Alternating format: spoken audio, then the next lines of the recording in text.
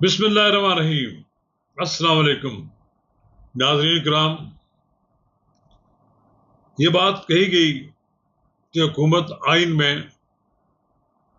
20 سے زائد نئی شقیں شامل کر رہی ہے، بلکہ 26ویں یعنی ترمیم میں مجموعی طور پر 54 تجاویز شامل کی گئی۔ ان 54 تجاویز میں نمایاں جو ترامیم ہے وہ کیا ہے، ہم اس کی تفصیل آپ کو بتائیں گے اور ان کا جائزہ بھی لیں گے۔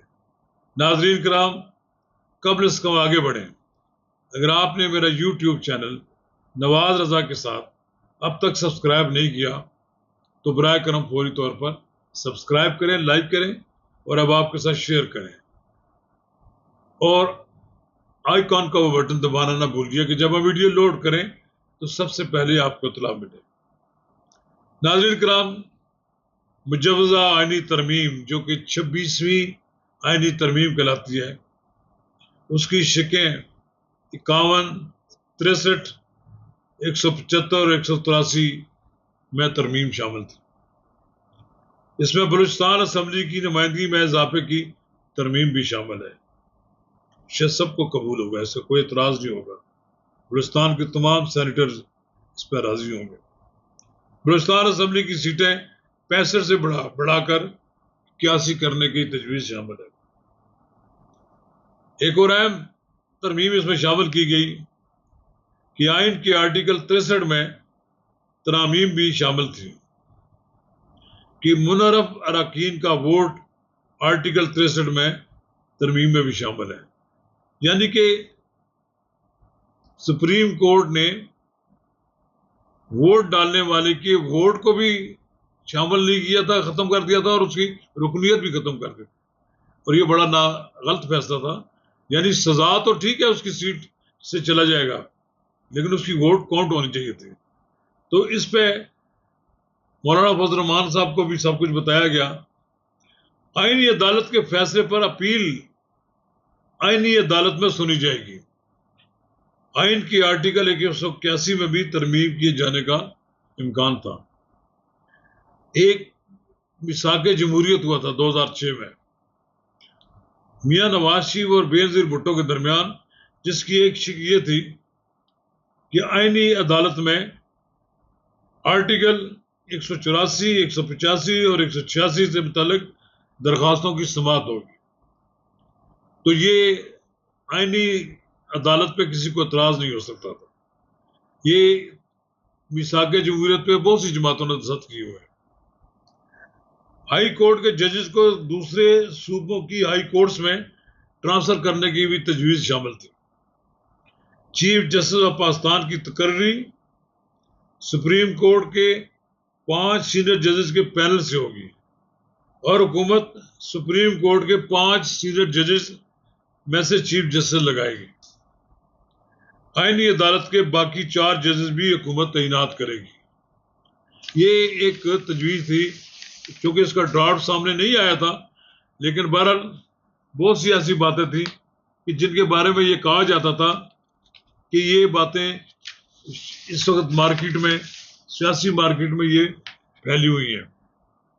54 تجاویز تھی، اور لیکن اسی طرح یہ بھی تھا کہ ججوں کی عمر جو ہے وہ بڑھا کر 65 سے 68 سال کر دی جائے۔ اسی طرح لاہور ہائی کورٹ کے، جیسے یا سندھ ہائی کورٹ یا دوسری جو کورٹس ہیں، ان کے ججوں کی عمر بھی بڑھا کر 62 سے 65 کر دی جائے۔ سب سے زیادہ اعتراض اسی پہ لوگوں کو تھا۔ وہ یہ جو اپوزیشن کو اس سے اعتراض ہے کیونکہ اس کا فائدہ براہ راست چیف جسٹس واحد عیسیٰ کو پہنچتا تھا۔ تو نمبر آف گیمز کی بات تھی، اور یہ کہا جاتا تھا کہ اگر ججوں کی عمر میں اضافہ کر دیا گیا تو ان کی مدت ملازمت میں، تو پھر اس بات کا کبھی امکان تھا کہ یہ اگر ہو گیا تو پھر بڑی حد تک یہ کہا جا سکتا ہے کہ پھر چیف جسٹس تو پھر واحد عیسیٰ ہی رہیں گے۔ لیکن اب ایسا نظر آتا ہے کہ اسی نقطہ پہ صرف اختلاف زیادہ کیا جا رہا ہے۔ اس حوالے سے سینیٹر عرفان صدیقی نے بھی کہا ہے کہ آئینی ترمیم کا پارلیمنٹ سے منظور نہ ہونا حکومتی ناکامی ہے، یہ انہوں نے اعتراف کیا ہے، اور آئینی ترامیم کے معاملے میں مولانا فضل الرحمان کی جیت ہوئی ہے۔ آئینی ترامیم کا معاملہ اب غیر معینہ مدت کے لیے ملتوی کر دیا گیا ہے۔ اب دیکھتے ہیں کہ حکومت اس کو کہاں تک آگے لے جاتی ہے۔ ابھی تک تو ملاقاتیں ہو رہی ہیں، اب ان ملاقاتوں میں جو ساری بات یہ ہے کہ کیا مولانا فضل الرحمان کی جو ہاں یا نہ ہے یہ ان ترامیم کو منظور کرنے میں بڑی اہم کردار ادا کریں گی۔ آرٹیکل 63A میں ترمیم کی تجویز ہے۔ آرٹیکل 63A میں پارلیمانی پارٹی کی ہدایات کے خلاف دیے جانے والے ووٹ کو شمار کیا جائے گا، شمار کرنے کی تجویز ہے۔ اب دیکھتے ہیں، آئینی ترامیم کا مسودہ کہتے ہیں، تین مسودے مارکیٹ میں پھر رہے ہیں، پیپلز پارٹی کے پاس کچھ اور ہے، پی ٹی آئی کے لوگوں کے پاس کچھ اور ہے، مولانا فضل الرحمان کے ساتھ کچھ اور ہے، لیکن بہرحال مسودہ کچھ بھی ہے، کوئی کہتے ہیں ورکنگ پیپر ہے، پوری بات حکومت بھی نہیں بتا رہی، اور ابھی تک حکومت نے کوئی مسودہ سامنے نہیں لائی، اور میرا خیال یہ ہے کہ اب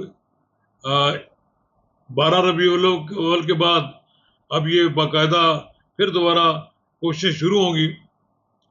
اگر کامیابی ہوئی کی صورت نظر آئی تو ممکن ہے وزیر اعظم کے امریکہ جانے سے پہلے ترمیم آ جائے، اگر پھر نہ آئی تو پھر یہ اس کا انتظار کیا جائے گا کہ وزیر اعظم کی واپسی تک اس کی ترمیم کے بارے میں کوئی حتمی شکل سامنے آ جائے۔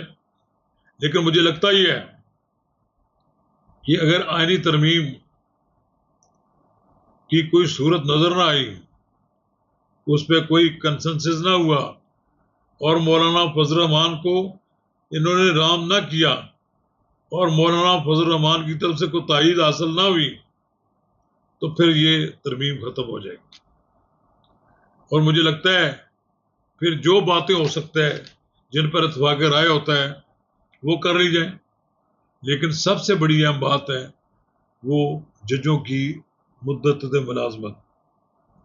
ملازمت کی جو عمر ہے 65 سال سے 68 سال کرنے سے چیف جسٹس فائز عیسیٰ 3 سال مزید ملک کے چیف جسٹس رہیں گے، اور چیف جسٹس منصور علی شاہ کے بننے کے امکانات پھر کم ہو جائیں گے۔ یہی وہ وقت ہے، یہی وہ معاملہ ہے جس کے لیے ساری جدوجہد ہو رہی ہے، کوشش ہو رہی ہے۔ دیکھتے ہیں کہ حکومت کی طرف سے جو شکیں سامنے لائی گئی ہیں، ان کی منظور ہونے میں کتنا وقت لگتا ہے۔ مجھے تو یہی لگتا ہے کہ مولانا فضل الرحمان کا کلیدی کردار ہے۔ اگر مولانا فضل الرحمان راضی نہ ہوئے تو پھر حکومت شرمندگی سے آئینی ترمیم کی فائل لپیٹ کر دوبارہ وزارت قانون و انصاف میں رکھ دے گی۔ شکریہ۔